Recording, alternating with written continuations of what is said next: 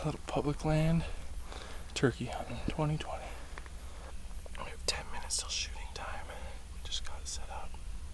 We haven't heard any gobbles yet, but every year in this same meadow they come in, so I'm pretty confident still.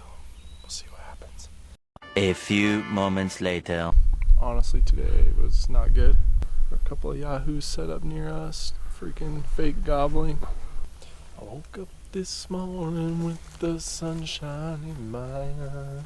I came up, heard a few gobbles, just nothing really coming in. None of them wanted to play.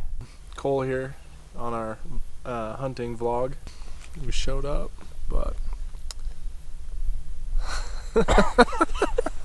we're clocking out for the day, heading home. We're gonna go hit up the DQ Lounge, get some cotton candy dipped ice cream. I don't want you to make a video out of it. They didn't want to come in, but we'll see if we can get them in the next couple weeks when we go back out.